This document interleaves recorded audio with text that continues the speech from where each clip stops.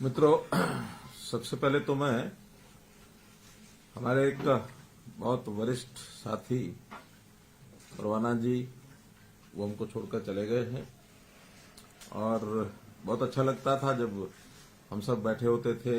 बिल्कुल हमेशा इसी कोने में यहाँ बैठते थे और कोई ना कोई उनका एक प्रश्न भी जो होता था उसमें कोई ना कुछ सार होता था। मिलनसार एक साथी अपने चले गए, उसके लिए मैं उनको श्रद्धांजलि अर्पित करता हूं। प्रभु से प्रार्थना करता हूं कि उनको अपने चरणों में स्थान दें। जैसा बताया कि इस वर्ष 2023 की अपनी ये पहली वार्ता है और इसमें जैसा हमको पता है कि पिछले 5 साल से हम लोग सुशासन दिवस के अवसर पर हर वर्ष का एक नाम रखते थे। पहला वर्ष हमने सुशासन वर्ष रखा, सुशासन संकल्प वर्ष रखा, सुशासन परिणाम वर्ष रखा, फिर अंत्योदय उत्थान वर्ष रखा और इस बार का जो 2023 का ये वर्ष है अंत्योदय आरोग्य वर्ष, इसका नाम दिया है। और हेतु यही है कि समाज का एक बहुत बड़ा वर्ग, संख्या में मैं कह सकता हूं कि लगभग 40% ऐसा वर्ग है जो अपने जीवन यापन को बड़ी कठिनाई से करता है, जिनको हम निम्न आय वर्ग कह सकते हैं, जिसको बीपीएल नाम से भी हम पुकारते हैं। हमने इस बीपीएल की जो परिभाषा है उसको थोड़ा बदला है। पहले ये बीपीएल वैसे तो कई पैरामीटर्स हैं, लेकिन एक पैरामीटर उसमें इनकम का होता है, वार्षिक आय, वो 1,20,000 रुपया होती थी। पिछले 2 वर्ष से इसको बढ़ाकर हमने 1,80,000 रुपया किया है। तो 1,20 तक तो ये संख्या 15 लाख के आसपास ही रहती थी। कभी थोड़ा आंकड़ा आगे पीछे हो जाता था, लेकिन उस समय तक हमारे पास कोई बहुत बड़ा प्रमाणित ऐसा आय का डाटा ये होता नहीं था। हमने जब से परिवार पहचान पत्र लागू किया तो उसमें उस परिवार की प्रमुख बातें जो एकत्र की, जिसका सत्यापन किया, वेरिफिकेशन हुआ, उसमें जैसे डेट ऑफ बर्थ है, जैसे उस व्यक्ति का व्यवसाय है, आयु के हिसाब से उसकी जो भी यानी उसका जो व्यस्तता रहती है, उसमें विद्यार्थी है तो विद्यार्थी, अथवा व्यवसाय करता है तो व्यवसाय, 60 वर्ष की आयु के बाद उसको सोशल जस्टिस के लाभ उसको मिले, इस प्रकार से ये सब बातें उसमें रहती थी। सत्यापन करने के बाद आय के हिसाब से अब जो ध्यान में आया है कि ये आंकड़ा हमारा बीपीएल का ये 29 लाख हो गया है। तो हमने 29 लाख लोगों की चिंता, जो आबादी का लगभग 40% बनता है, इसकी चिंता सबसे पहले की जाए। उसी का अधिकार मैं मान के चलता हूं कि सरकारी जितने भी रिसोर्सेज हैं, संसाधन हैं, उसके ऊपर पहला अधिकार उनका है। उनको मुख्य धारा में लाना, उनकी आय को बढ़ाना, जिसके कारण से प्रदेश की आर्थिक स्थिति अच्छी होगी, देश की आर्थिक स्थिति में भी बढ़ोतरी होगी। तो गरीब आदमी को लाभ पहुंचाने का हमारा एक संकल्प, और उसमें भी जैसा 5 चीजें हमेशा मैं चर्चा करता हूं, 5S, शिक्षा, स्वास्थ्य, सुरक्षा, स्वावलंबन और स्वाभिमान। तो इन 5 चीजों में उनको कैसे बूस्ट मिले। शिक्षा के नाते हम लोगों ने बहुत से विद्यालय पहले जो बढ़ाए थे, बढ़ाने के बाद शिक्षा का स्तर अच्छा करने के लिए बहुत से काम किए। अध्यापकों को भी ठीक भर्ती उसकी वहां होकर के शिक्षा अच्छी मिले। अध्यापकों की जो कमी है उसको हम पूरा कर रहे हैं, चाहे वो भर्ती के नाते, चाहे एचकेआरएन के नाते। नए प्रकार के स्कूल, संस्कृति मॉडल स्कूल, ये भी हम नए शुरू किए हैं। अगर कुछ गरीब बच्चे प्राइवेट स्कूलों में पढ़ना चाहते हैं तो उनकी चिराग योजना के अंतर्गत उनकी फीस देने की बात भी हमने शुरू की है। अभी पिछले 1 वर्ष से सब स्कूलों में डुअल डेस्क की व्यवस्था और वहां इंफ्रास्ट्रक्चर के नाते जो जो कमियां हैं वो सब पूरी कर रहे हैं।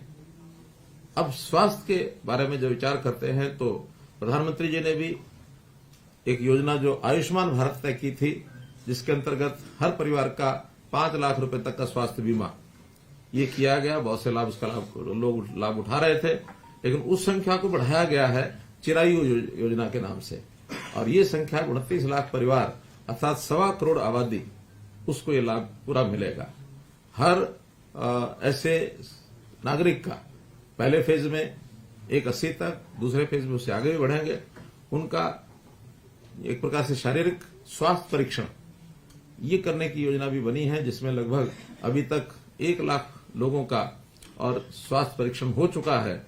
क्योंकि ये बड़ा काम है, इसके सेंटर्स हमको बढ़ाने पड़ेंगे। साल भर तक ये लगातार चलेगा तो ये 180 तक की आबादी, इसको सबको हम स्वास्थ्य परीक्षण इसका करा सकेंगे, ताकि जरूरत पड़ने पर वो अपना स्वास्थ्य का एक प्रकार से जांच करा के उसमें कोई आवश्यकता है तो उसका इलाज भी व्यक्ति करा सके।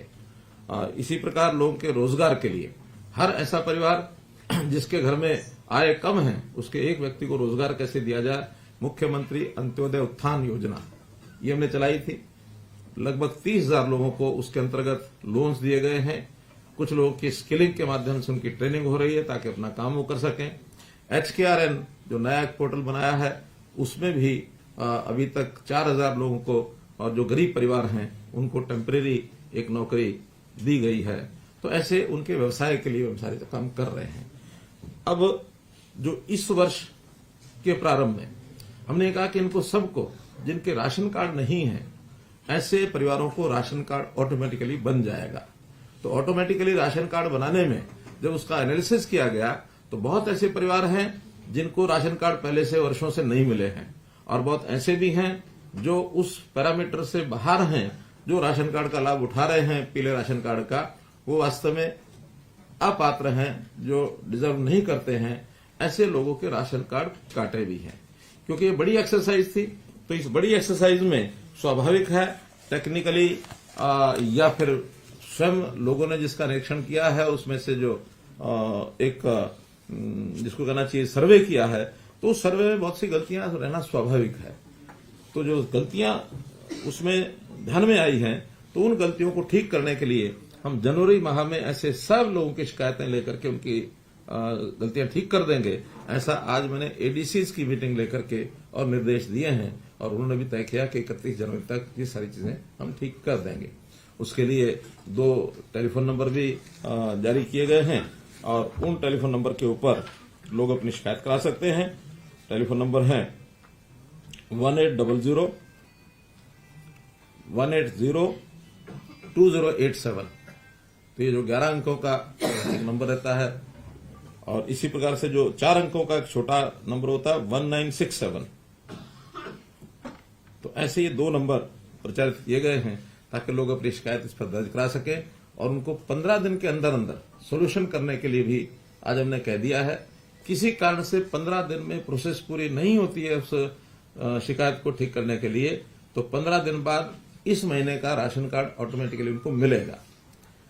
उनको समाचार जाएगा कि आप लोग 15 दिन के अंदर अगर ये समस्या का हल नहीं हुआ है तो आप लोग राशन के इस महीने के हकदार हैं, ताकि आगे आने वाले समय में उसकी निस्तारण किया जा सके उसकी कंप्लेंट का। उसके बाद अगर वो श्रेणी में रहता है तो लेगा, और नहीं रहता है तो फिर उसमें से उसका नाम हट जाएगा।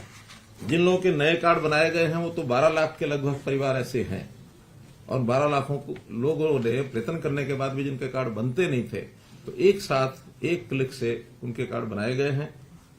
इतनी बड़ी संख्या में कभी नए कार्ड आज तक नहीं बने, पहली बार ये 12 लाख एक साथ बने हैं। तो इससे लोगों को बहुत एक प्रकार का सुविधा हुई है, बहुत लोग इससे प्रसन्न हैं। जिनके बीपीएल कार्ड कटे हैं उसमें से कई प्रकार हैं, और एक्सक्लूजन के नाते उनको काटा है। 1,32,000 परिवार तो ऐसे निकले हैं जो ITR भरते हैं, इनकम टैक्स रिटर्न भरते हैं। अब इनकम टैक्स रिटर्न भरने वाला स्वाभाविक है कि वो इस रेंज से बाहर है, तभी वो इनकम टैक्स भरता है। हो सकता है वो 2011 में उसकी स्थिति ऐसी नहीं रही होगी, लेकिन 11 साल बीत जाने के बाद कभी किसी ने कटवाया नहीं अपने आप। अब वो डाटा को लिया है तो वो 1,32,000 परिवार, और वो तो ठीक कराने के लिए भी वापस लौटे नहीं है। उनको पता लग गया है कि हम इनकम टैक्स पे ही हैं तो नहीं जाएंगे। इसी प्रकार से सरकारी और अनुबंधित कर्मचारी ऐसे भी उसमें 51,489, 51,500 लगभग ये लोग निकले हैं जो सरकारी नौकरी प्राप्त कर चुके हैं। सरकारी पेंशनर्स 2,100 नाम ऐसे हैं जो सरकारी पेंशनर्स निकले हैं। हो सकता है उस समय उन्होंने गलती से बनवा लिया हो, जो आज रिटायर होने के बाद सरकारी पेंशन ले रहे हैं, तो भी पेंशनर्स का तो डाटा हमारे पास आया है। ऐसे परिवारों के भी राशन कार्ड कटे हैं। जिनकी वार्षिक आय सर्वे के बाद 1,80,000 से, अर्थात जो इन श्रेणियों में नहीं है, इसके अलावा जो हैं वो भी 3,44,000 हैं। उसमें जिन लोगों का सर्वे मानव किन्हीं कारण से गलत है तो वो जो शिकायत करेंगे तो उनका दोबारा से सर्वे होगा और फिर उसमें अगर कोई गलती किसी कारण से हुई है तो उसको ठीक किया जाएगा। 2 श्रेणियां ऐसी हैं, औद्योगिक श्रमिक और जो किसानों का फसल प्रोक्योरमेंट का कीमत 4 लाख या इससे ऊपर है, ऐसी 2 श्रेणियों को भी चिन्हित किया है। क्योंकि औद्योगिक श्रेणी के जो भी लोग हैं, ये ठीक है कि उसमें मिनिमम वेजेस ये भी सब तय होते हैं, लेकिन कई जगह मिनिमम वेजेस भी 15,000 नहीं होते, उससे कम होते हैं। और जो लोग 4 लाख रुपए का अपना जिन्स बेचते हैं, उसमें कुछ फसलें तो ऐसी हैं जिनका 1,80,000 इनकम मानी जा सकती है, कुछ ऐसी भी हैं शायद उसमें 1,80,000 नहीं होती होगी। तो ऐसे दोनों लेवल के जो लोग हैं, इनका दोबारा से एक सर्वे कराने की बात हमने कही है। ये दोनों औद्योगिक श्रमिक लगभग 2 लाख हैं और किसानों की जिनकी आय 4 लाख से ज्यादा आय नहीं है, जिनकी बिक्री 4 लाख से ज्यादा हुई है, ये ज्यादा नहीं है, ये भी 7,000 है। वैसे ये 2,05,000 कुल परिवार ऐसे हैं जिनका दोबारा से सर्वे होकर के और उनकी आय का और एक फिक्स किया जाएगा कितनी उनकी आय है।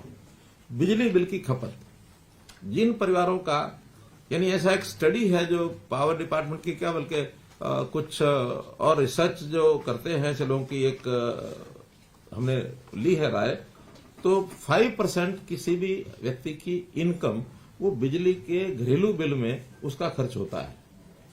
इसका अर्थ यह है कि 1,80,000 में 5% 9,000, साल में 9,000 रुपए से ज्यादा जिसका बिल आता है, ऐसे लोगों को भी 1,80 मान करके और उसमें से एक्सक्लूड किया है।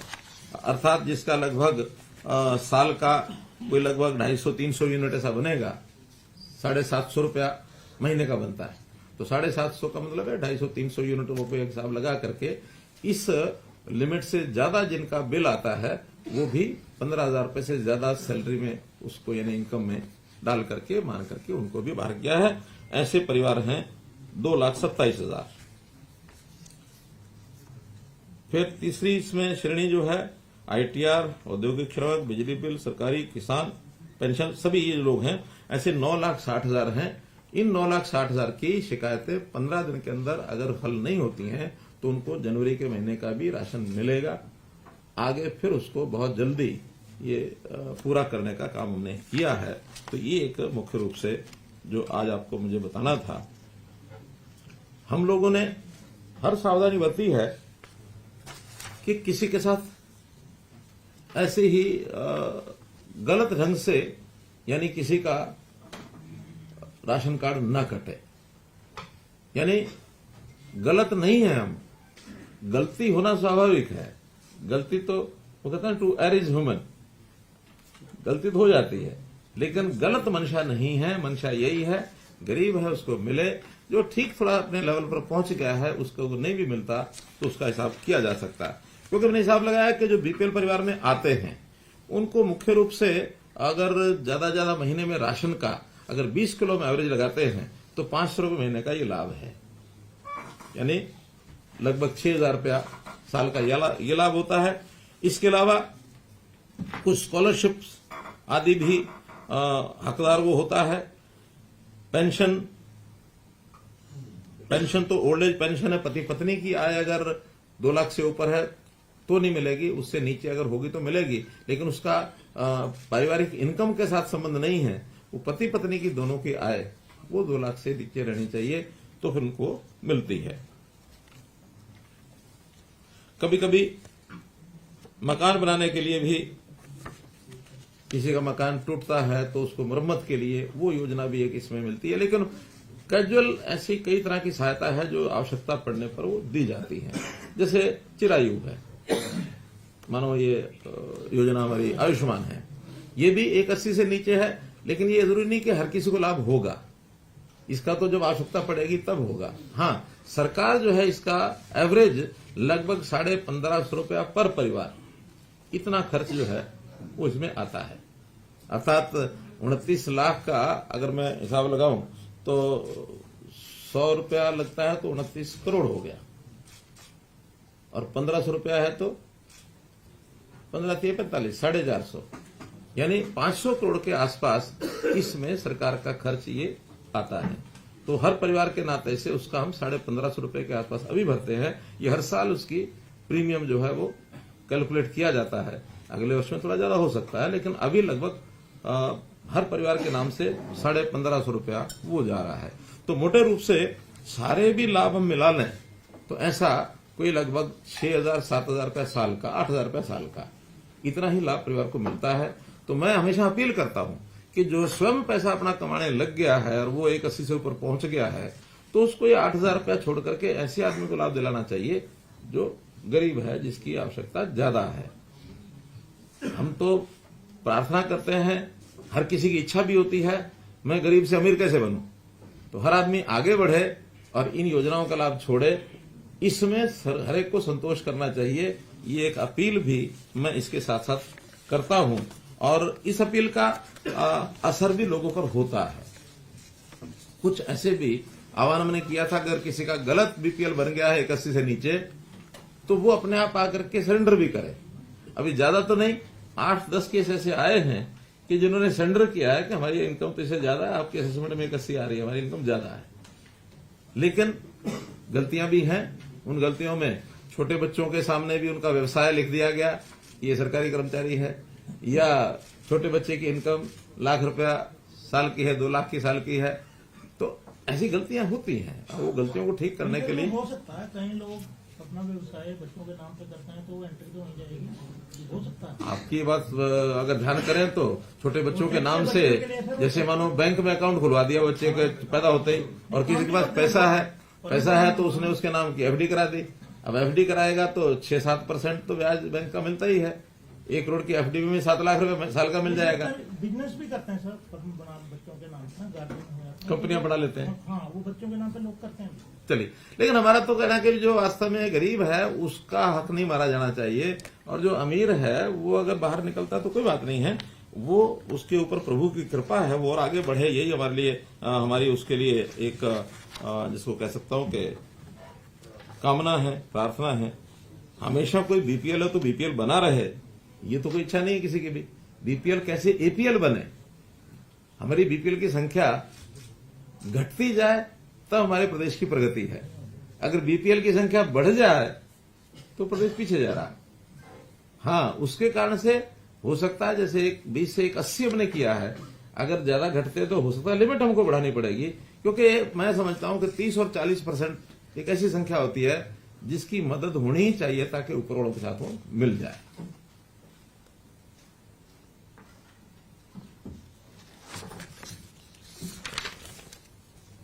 मित्रों, एक विषय जो बार बार आता है, बेरोजगारी।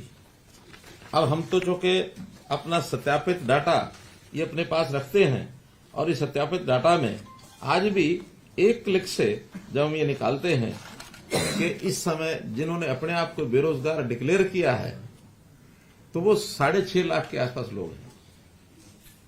अब आप कहेंगे कि जब फॉर्म भराए जाते हैं ज्यादा भरते हैं, वो इसलिए भरते हैं कि हर आदमी अपने एक छोटे काम में तो लगा ही रहता है, लेकिन बाद में उसको लगता है कि मैं पढ़ा लिखा हूं, मुझे सरकारी नौकरी मिलनी चाहिए।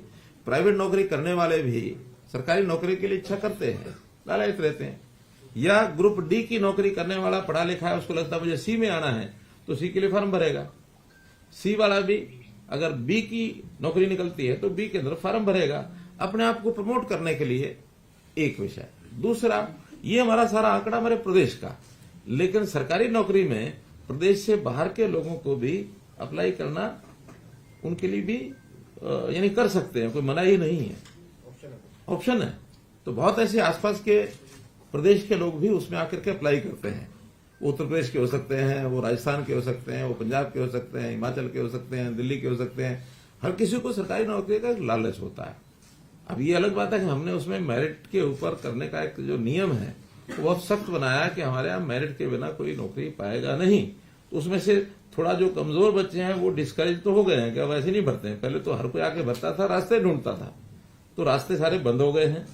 अब हम तो बल्कि इसके लिए जो कमजोर बच्चा है किन्हीं कारणों से पीछे रह गया पढ़ाई में, अब वो खाली रहे सारी उम्र ऐसा नहीं है, उसको भी व्यवसाय मिले, इसके लिए स्किलिंग के काम ये हमने शुरू कर दिए हैं।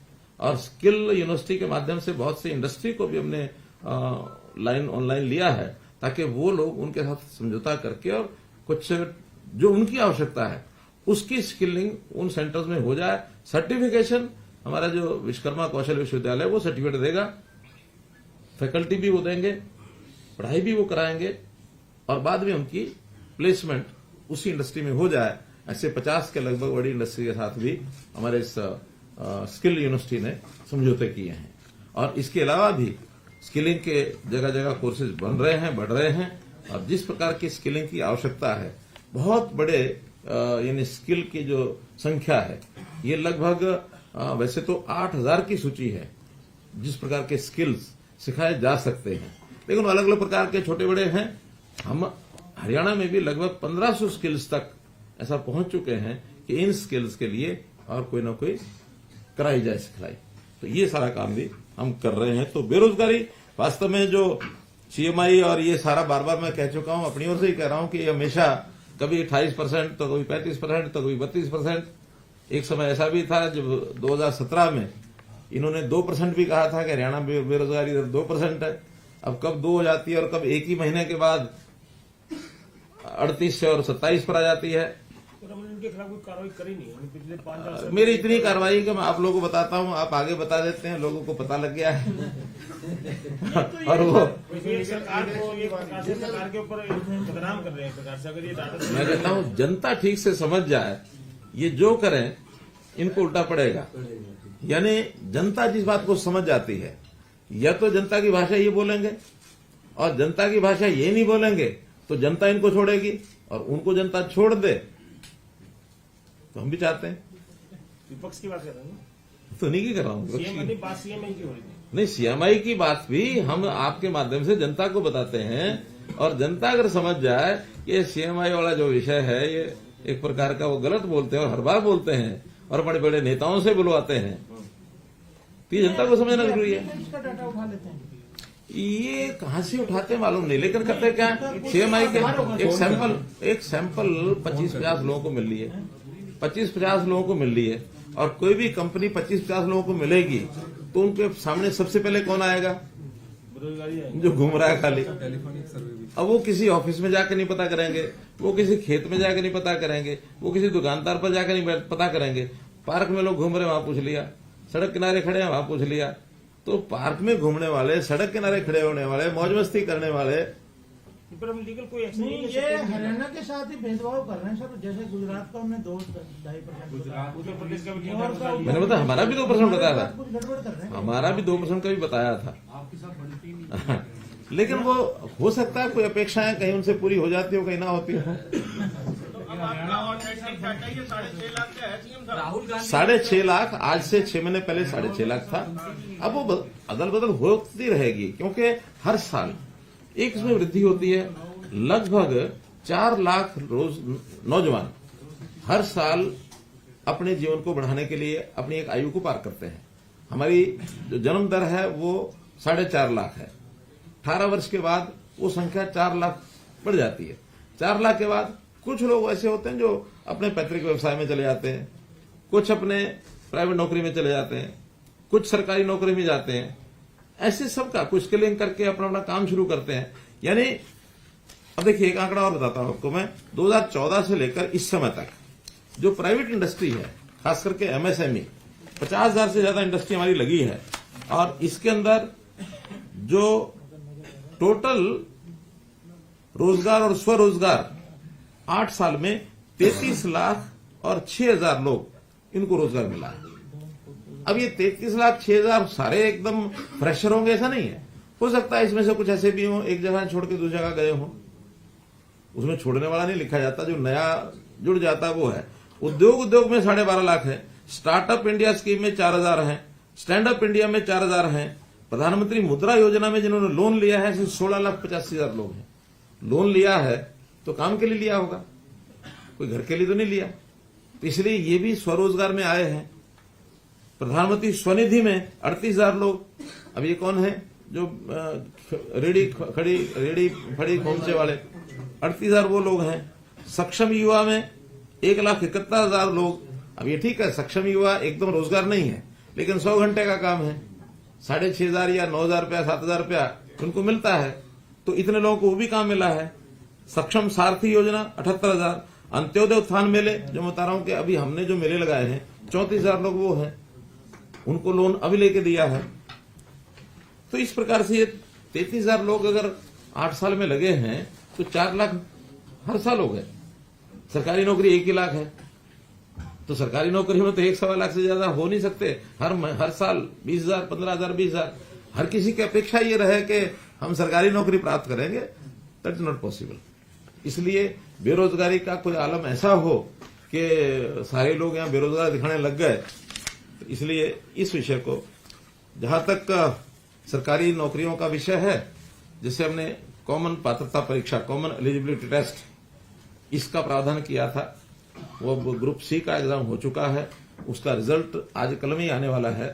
रिजल्ट में कंपनी ने जो हमें मैसेज हमने पूछा है कि भी कब आप घोषित करेंगे, तो उन्होंने कहा कि हमारा रिजल्ट जो परीक्षा का होता है वो तो तैयार है। अब उसमें कुछ आंकड़ा उन्होंने हमारे से मांगा हुआ है कि रिजर्वेशन जिनकी कैटेगरीज की है उनके कौन कौन से रोल नंबर हैं, और उसमें भी कुछ उनका पिछला जो बैकलॉग होता है उसके हिसाब से हमको उसकी थोड़ा निश्चित करना होता है कि भी कौन से वर्ग के ज्यादा जाएंगे, कौन से कम जाएंगे, कौन एक्स सर्विसमैन है तो कौन से होंगे, स्पोर्ट्स पर्सन है तो कौन से होंगे। वो सारा डाटा उनको उपलब्ध करा दिया है, और मुझे लगता है 1 आध दिन में सारा करके और वेबसाइट पर डालेंगे। हर कोई अपना नंबर देख करके कि कौन एलिजिबल हो गया है, यानी 50% और 40% की जो कंडीशन है वो एक उसमें डालेंगे। हाँ, सोशियो इकोनॉमिक वो भी हमको उनको देना है कि जो 5% मार्क्स सोशियो इकोनॉमिक जो जिसका जो पात्र है वो उनको देंगे, ताकि उसमें जुड़ करके फिर मेरिट बनेगी, और उस मेरिट में इसके तुरंत बाद एडवर्टाइजमेंट ग्रुप सी की निकलेगी। सी की एडवर्टाइजमेंट के लगभग 30,000 तो रिक्वेशन डिपार्टमेंट के पास आ गई है, 6,000 पुलिस की है, 36,000, और उस समय तक 1,000-2,000 बढ़ जाएगी। तो इस प्रकार से लगभग 36 और 40 के बीच में ये नौकरियां ग्रुप सी की अगले टीजीटी के अलग है, 7-4 टीजीटी के अलग है, बिल्कुल ठीक है। तो 36-43 इसी साल में हो जाएंगी। ग्रुप सी के इस पात्रता में से वो अगला जो रिजल्ट है उसी में से यानी परीक्षा हो जाएगी। फिर है ग्रुप डी। ग्रुप डी की भी एडवर्टाइजमेंट कभी भी निकल सकती है, क्योंकि उसकी रिक्वेशन लगभग सबकी जा चुकी है। हम चाहते हैं कि ग्रुप सी की नौकरियां घोषित होने के बाद और ग्रुप डी का सीईटी हो, ताकि ये लोग दोबारा से जो सी में चुने जाएंगे, यानी जिनकी सिलेक्शन हो जाएगी, वो उनमें परीक्षा के लिए न जाएं। वरना हर किसी की इच्छा होती है पता नहीं सी में मिले ना मिले, डी में भी चले जाओ। तो कम से कम ये जो 30 से 40 या 40-45 हजार जो नौकरियां लग जाएंगी, इनको फिर सी में परीक्षा देने की दोबारा जरूरत नहीं है। बाकी लोग दोबारा देंगे। 3 साल के लिए ये जो कॉमन पात्रता परीक्षा है, ये उसी एक बार परीक्षा में उनको लगातार वो रह सकते हैं। ग्रुप सी का भी तो होगा फिर, हर साल होना सी, वो हर साल का होना, लेकिन इनका 1 साल होने के बाद इनकी मेरिट 3 साल तक लागू रहेगी। इम्प्रूव करने के लिए कर सकते हैं। तो इस साल भी होगा ना ग्रुप सी का? तो होगा ना, ग्रुप सी का इस साल फिर होगा, यानी पहले डी, इस साल वाला डी होगा, फिर सी होगा, अगले साल फिर डी होगा, फिर सी होगा। साल में कितनी हो जाएगी सर टोटल भर्ती? मैंने बताया कि अभी जैसे ग्रुप सी की 42-43, डी की ज्यादा नहीं होंगी, 15-17-20 के आसपास होंगी। कारण क्या कि ग्रुप डी की हमने 18,000 2 साल पहले की थी, तो ये तो बैकलॉग कुछ ज्यादा हो जाता है। सी का बैकलॉग ज्यादा है, कुछ कोविड के कारण से, कुछ वैसे कारणों से। 4 साल पहले ग्रुप डी को 19,000। वैसे भी ओवरऑल ग्रुप सी में संख्या ज्यादा है एम्प्लॉइज की, ग्रुप डी में उतनी नहीं है। हाँ जी, वही तो मैंने बताया। अब देखिए, इसको भी बड़ा एक मैजिक सा एक आंकड़ा आएगा। अब 6.5 लाख आप 18 साल और 60 साल के बीच की संख्या का अगर प्रतिशत निकालेंगे तो ये लगभग 6% बैठेगा, क्योंकि 1-1.25 करोड़ आबादी होती है। और अगर इसको 2.5 करोड़ से हिसाब से निकालेंगे, 3.25 करोड़ के हिसाब से, तो 2.5% हो जाएगा, कम हो जाएगी परसेंटेज। लेकिन हम वास्तव में चाहते हैं कि 18 से 60 के बीच में ही निकाली जाए, क्योंकि जो वर्किंग एज ग्रुप जो होता है वो 18 से 60 ही होता है। तो 18 से 60 के बीच में अगर करेंगे तो ये लगभग 6% के आसपास बैठेगा। ये तो वो डाटा है जो है कि वो पढ़ा हुआ है या नहीं पढ़ा हुआ। 18 से 60 के बीच में उसने अगर कुछ लिखा हुआ कि मैं रोजगार नहीं कर रहा, तो वो ये डाटा है। हाँ, जो उसने लिखा मैं बेरोजगार हूँ, क्या वो पढ़ा है या नहीं पढ़ा? हाँ, उसमें कुछ नहीं। एक विषय इसमें है कि जो हमारे टेंडरिंग है, यानी ई टेंडर व्यवस्था, और खास करके पंचायतों के इस विषय को लेकर के, और एक योजना जो हमने बनाई है, जो अभी जिसकी आज मैं घोषणा कर रहा हूं, ताकि वो आपके माध्यम से और सबको जानकारी मिल जाए। तो इसके अंदर हमने 2 प्रकार के काम पंचायतों के भी और नगर पालिकाओं के ये बनाए हैं कि एक काम तो उनकी अपनी जो इनकम है वर्ष भर की, जो बजट उनका अपना है उसका, और दूसरा है जो स्टेट का बजट होता है। तो जो उनका अपना बजट है वो एक निश्चित मात्रा में है, उसके अंदर state finance commission SFC, central finance commission CFC, साथ में फिर 1% उनको स्टाम्प ड्यूटी में से मिलता है, कुछ उनको बिजली का शुल्क मिलता है, और इस प्रकार के कुछ काम का मिलता हो सकता है। एक्साइज ड्यूटी पहले मिलती है, कितने मिलती है? नहीं, एक्साइज का नहीं है। अब तो उनकी कोई किराए की इनकम है, और क्या इनकम होती है, SFC CFC वो तो हो गया, SFC CFC। तो जो भी इनकम उनकी अपनी मानी जाती है, उसमें हमने तय किया है कि अब आगे से एडमिनिस्ट्रेटिव अप्रूवल वो जो संस्था का हेड है उसके लेवल पर उनकी मीटिंग में अपने आप करेंगे, स्टेट गवर्नमेंट उसमें हस्तक्षेप नहीं करेगी। यानी गांव का अगर पैसा है तो गांव का सरपंच अप्रूव करेगा, पंचायत समिति का है तो पंचायत समिति का चेयरमैन अप्रूव करेगा, और जिला परिषद का है तो जिला परिषद का चेयरमैन करेगा, with resolution of their body. यानी सरपंच पंचायत से पास कराएगा, पंचायत समिति पूरी है वो उसको पास करेगी तो अप्रूवल देंगे, और जिला परिषद की जो बॉडी है वो रेजोल्यूशन पास करेगी और अप्रूवल जिला परिषद का चेयरमैन देगा। अप्रूवल के लिए अब स्टेट में कहीं नहीं आएगा। पहले ये डायरेक्टर के पास आते थे, सेक्रेटरी के पास आते थे, कुछ जगह पर मंत्री भी उसको अप्रूव करते थे, हमने उसको सारे को छोड़ दिया। तो बहुत बड़ी एक राहत डिसेंट्रलाइजेशन की तरफ हम आगे बढ़ रहे हैं। अब वो 1 से 25 वाला नहीं सुना, पहले 25 लाख होगा नहीं होगा। सुनो, अभी तो अप्रूवल बताया मैंने, अभी अप्रूवल बताया, वो बता रहा हूं सारा। अभी अप्रूवल बताया, अप्रूवल जितनी भी राशि है उस सारे का अप्रूवल, छोटा काम बड़ा काम वहां की बॉडी अपने आप करेगी। हाँ, वो करेगा। अब इसके बाद विषय आता है कि उसका एडमिनिस्ट्रेटिव अप्रूवल तो ये हो ही गया, फिर है इसका टेक्निकल अप्रूवल। टेक्निकल अप्रूवल में इसके स्लैब्स बनाए हैं। 2 लाख रुपए तक टेक्निकल अप्रूवल जूनियर इंजीनियर दे देगा, और कोई उसके लिए टेंडर नहीं होगा। जेई जो है उसको अप्रूव कर देगा कि हाँ ये काम है, 2 लाख के अंदर 1 लाख का है, 1.5 का है, जितना भी है वो सरपंच और जेई वो मिलकर के वो अपने आप करेंगे। एडमिनिस्ट्रेटिव तौर पर सरपंच के साथ इस काम में पंचायत ग्राम सचिव वो भी रहेगा, क्योंकि ग्राम सचिव का काम भी गांव के ही लेवल पर होता है, सरपंच के लेवल पर होता है। एक प्रकार का गांव का चीफ सेक्रेटरी ग्राम सचिव होता है। और 2 लाख से लेकर 25 लाख तक इसका टेक्निकल अप्रूवल SDO देगा। इसमें भी स्टेट का कोई रोल नहीं रहेगा। SDO वो भी पंचायती राज का होता है, पंचायतों का होता है, वहीं रहेगा, उनके साथ ही जाएगा। लेकिन ये टेंडरिंग से होगा, अप्रूवल देने के बाद ये टेंडरिंग से होगा। शॉर्ट टर्म टेंडर होंगे, शॉर्ट टर्म टेंडर में वही स्थानीय टेंडर्स जो हैं लोगों को मिल जाए, उसकी क्लासिफिकेशन की गई है। ये जो HEW पोर्टल है, HEWP, इसमें हर एक एरिया के जो टेंडर हैं, डिस्ट्रिक्ट वाले वो डिस्ट्रिक्ट में करेंगे, जो छोटे टेंडर हैं एक सीमा से आगे बड़े टेंडर्स को सबके लिए खोला जाएगा, फिर कहीं का भी आए। लेकिन 2 लाख से 25 लाख ये जिले के जितने भी कंट्रैक्टर हैं उनकी बड़ी संख्या होती है, और सब लोकल करते भी रहते हैं। इसमें नए लोग भी आ सकते हैं। जो पहले कंडीशन लगाई गई थी कि इसका इतना होना चाहिए, उसकी कैपिटल होनी चाहिए, इतना काम का एक्सपीरियंस होना चाहिए, 3 साल पुराना होना चाहिए, तो नए लोगों को उसमें एंट्री नहीं मिलती है। हाँ, पुराना आदमी केवल एक अपना वो लिख के देगा कि हाँ इस काम को करने में उसके पास जो एम्प्लॉइज हैं, उसका जो इंजीनियरिंग डिपार्टमेंट है उसमें क्वालिफाइड आदमी है। क्योंकि बिना क्वालिफाइड आदमी के तो आदमी 10 लाख का काम भी तब भी नहीं कर पाएगा। उसके लिए उसको क्वालिफाइड आदमी रखना एक जरूरी होगा, वो उसकी ही लेवल पर ही सारी चीजें होंगी। और 25 लाख से 1 करोड़ इसकी टेक्निकल अप्रूवल एक्सचेंज देगा। एक्सचेंज भी उस जिले में ही रहता है, जिले से बाहर नहीं होता है, तो अप टू 1 करोड़। बहुत गांव तो ऐसे हैं जो 1 करोड़ से बड़ा काम कराते ही नहीं है, क्योंकि इससे बड़े कामों का ना कोई बजट है ना कोई ऐसे काम होते हैं, वो तो बाकी डिपार्टमेंट अपना कराते हैं। गांव के काम तो गली है, नाली है, सर कोई वहां तालाब है या कोई छोटा मोटा ग्राम पंचायत के जो काम होते हैं वो इससे बड़े नहीं होते हैं। फिर भी कोई बड़े बड़े गांव हैं, सपोज 10,000, 15,000, 20,000 की आबादी के, तो वहां 1 करोड़ से 2.5 करोड़ ये एससी करेगा और 2.5 करोड़ से ऊपर ये चीफ इंजीनियर करेगा एडमिनिस्ट्रेटिव अप्रूवल। लेकिन एडमिनिस्ट्रेटिव अप्रूवल तो वहीं देगा, technical approval chief engineer level तक भी बहुत बड़े काम है वो जाएंगे।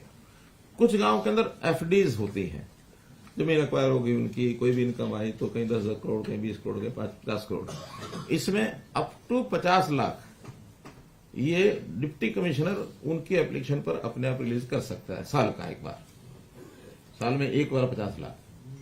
इससे ज्यादा कराना होगा तो फिर डिप्टी कमिश्नर स्टेट में भेजेगा कि किसी गांव में एक साथ वो पैसा निकाल करके बिना किसी जरूरत के ऐसे ही ना लगा दें, है वो उसी गांव का, लेकिन हर साल 50 लाख, या अगर ज्यादा बड़ी एफडी है तो अप टू 10%, मानो 5 करोड़ से ऊपर अगर है तो 10%, 10 करोड़ तो 1 करोड़, 20 करोड़ तो 2 crore, 10% whichever is higher, 50 lakh और 10% विच एवर इज हायर, इतना वो हर साल गांव में लगा सकता है। उसका एडमिनिस्ट्रेटिव अप्रूवल भी वो देंगे, बाकी सारा काम भी वो करेंगे। इससे 10% से ज्यादा अगर करना होगा तो अगेन स्टेट से परमिशन वो लेंगे।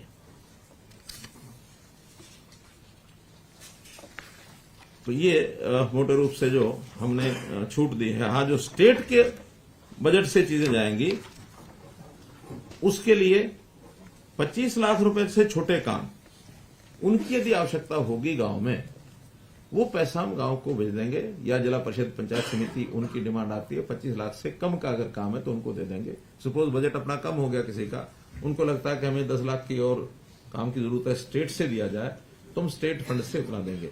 25 लाख से ज्यादा अगर कोई काम की डिमांड करेंगे, वो फिर स्टेट का ग्राम विकास मंत्रालय जो है, रूरल डेवलपमेंट डिपार्टमेंट, वो फिर डिपार्टमेंटल काम यहां से उसके जो स्टेट के सिस्टम होते हैं उसमें से जाएगा। उसकी अप्रूवल भी डायरेक्टर करेगा, डायरेक्टर के बाद बड़ा काम होगा तो सेक्रेटरी करेगा। जैसे 25 लाख से 1 करोड़, इसको तो डायरेक्टर को दिया एडमिनिस्ट्रेटिव अप्रूवल और सैंक्शन एक्सचेंज करेगा। 1 करोड़ से 2.5 करोड़ सेक्रेटरी एडमिनिस्ट्रेटिव अप्रूवल देंगे, और एससी जो है वो उसको टेक्निकल अप्रूवल करेंगे। और 2.5 करोड़ से ऊपर, 2.5 करोड़ से 10 करोड़ तक मिनिस्टर जो है वो एडमिनिस्ट्रेटिव अप्रूवल देंगे, और चीफ इंजीनियर जो है उसकी टेक्निकल सैंक्शन देंगे। 10 करोड़ से ऊपर इन्होंने अधिकार दिया है चीफ मिनिस्टर को कि 10 करोड़ से ऊपर ग्रामीण क्षेत्र का कोई भी काम ऐसा कराना होगा तो उसका administrative approval chief minister office से जाएगा, और टेक्निकल अप्रूवल वही चीफ इंजीनियर या ईआईसी नहीं बल्कि चीफ इंजीनियर, ईआईसी तो अगेन एडमिनिस्ट्रेटिव, हाँ, तो चीफ इंजीनियर वो देगा। तो ये सारा एक सिस्टम सेट किया है जिसके अंदर मुझे नहीं लगता कि अब किसी को कोई दिक्कत कठिनाई आएगी। बहुत डिसेंट्रलाइज को हमने जो सरपंच के 2 लाख से ऊपर का जो 5 आया 20 लाख तो पहले होता था, वो बिना टेंडर के भी काम करने की अनुमति दी जाए, वो नहीं होगा। देखिए, मैंने बताया ना, हम चाहते हैं ट्रांसपेरेंट सिस्टम हो, उनको कठिनाई ना आए। उनका एक ही शिकायत रहती है कि अगर स्टेट से होके आता तो लंबा समय लग जाता है, स्टेट्स में फाइल जाती है, वो फाइल पड़ी रहती है, उनको चंडीगढ़ चक्कर काटना पड़ता है। हमने जब एडमिनिस्ट्रेटिव अप्रूवल उनको दे दिया, और जब जो काम 6-6 महीने में फाइल नहीं निकलती थी, अपना 1 महीने में काम कराओ, निकालो, उनकी जिम्मेवारी है। हाँ, ऑडिट सब चीजों का होगा, ऑडिट का सिस्टम तो हर एक उसमें रहता है, उसमें गलत ना हो। फिर गांव की जो वहां की उनकी पंचायत है, ज्यादा से ज्यादा हम ग्राम सभा का भी कुछ सोच सकते हैं बाद में कि यहाँ ग्राम सभा के सामने विषय रखें जो काम कराने हैं। ट्रांसपेरेंसी और स्पीडी काम हो, क्वालिटी अच्छी हो। जो मंत्री बोल रहे हैं कि बहुत सारे सरपंच के खिलाफ कहते हैं इस टाइप की, अगर मैंने फाइलें दबा दी, अगर फाइलें खोली तो बहुत सारे लोगों को दिक्कत मैं तो आएगी। आगे का विषय बता रहा हूं पिछला विषय ना मैंने देखा है और ना मैंने कोई उस पर कमेंट किया है। मेरा तो इतना कहना है कि हम चीजों को आगे ठीक करने के लिए सारे सिस्टम बना रहे हैं, उसमें आगे ऐसी चीजें ना हो, ये हमारा हेतु है। ठीक है ना, पीछे क्या होगा, कितना होगा, शिकायत मिलेगी, किसके द्वारा कराएंगे, वो विषय डिपार्टमेंटल है, वो डिपार्टमेंट का या एडमिनिस्ट्रेशन का काम होता है, वो देखेंगे उसको क्या करना क्या नहीं करना। आगे सिस्टम बनाना हमारा काम है, हमने इसका सिस्टम बना दिया। तो मित्रों, आज के विषय में मेरे ध्यान में जो विषय थे वो यही थे, और इस संदर्भ में यानी परिवार पहचान पत्र, उसमें राशन कार्ड, उसमें पेंशन, उसमें ये विषय, और साथ में ये जो पंचायती सिस्टम जो सारे बताए हैं, इसी पैटर्न पर लगभग शहरों का भी ऐसे ही है। उसमें भी स्लैब यही है, लेकिन जितना पैसा उन शहरों का होगा वो सारा वही होगा। हम साल में 7% पैसा आबादी के हिसाब से गांव को, शहर को, जो हमारा सेल्फ ओन्ड वो जो रेवेन्यू है, स्टेट रेवेन्यू, उसका 7% वो उनको उससे ज्यादा दे देते हैं। 2% उसमें से रिजर्व रखते हैं बाद में 9% तक, ताकि 2% जो अलग से सहायता जिस भी किसी कमजोर इकाई को पड़ती है उसको हम दे सकें। ये 2% का पैसा स्टेट में रखते हैं। परिवार पहचान पत्र में जो करेक्शन के है, ये लास्ट डेट आपने क्या रखी है, कितना टाइम? देखिए, परिवार पहचान पत्र जो है वो डायनेमिक प्रक्रिया है, क्योंकि इसमें अभी भी लगभग मैं समझता हूं 50 लाख से 1 लाख तक ऐसे परिवार होंगे जिन्होंने आज भी लगता है कि परिवार पहचान पत्र बनवाए नहीं है। बहुत इस लेवल पर लोग पहुंच जाते हो कि हमें सरकार से कुछ चाहिए नहीं, हम क्यों बनवाएंगे, बाध्य हमने किया नहीं है। हम कर तो सकते हैं लेकिन हमने नहीं किया। अभी जिसको जरूरत है वो बनवाएगा, जिसकी कोई सरकार की छोटी मोटी भी सहायता उसको चाहिए तो हम उसका परिवार पहचान पत्र पूछ लेते हैं। नौकरी के लिए अप्लाई करेगा तो पूछते हैं, मीटर लगवाएगा तो पूछते हैं, रजिस्ट्री कराएगा तो पूछते हैं, ताकि ट्रैक किया जा सके। सर, ये जो 1,80,000 की आमदनी है, लंबे समय से चल रही है, आपको नहीं लगता, तो मैं आपकी राय भी जानना चाहूँ, इसकी जो लिमिट है वो बढ़नी चाहिए? देखिए, पहली बात तो ये है कि ये बाकी स्टेट से काफी ज्यादा है। अभी हमें नहीं ध्यान में आया, किसी स्टेट ने नहीं ध्यान कराया कि 1,20 से ऊपर किसी ने किया है। Haryana is the only and first state जो 1,80 तक गए हैं। एक दूसरा, हमेशा गरीबी और अमीरी ये कोई कंपैरेटिव टर्म होती है, एब्सोल्यूट टर्म नहीं होती है।